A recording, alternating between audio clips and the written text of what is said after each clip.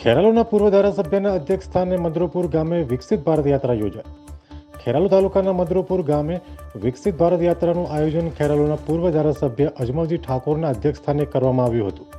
ગામ લોકો દ્વારા હાજર મહેમાનોનું સ્વાગત કરી દીપ પ્રાગટ્યથી કાર્યક્રમ શરૂ કરવામાં આવ્યો હતો.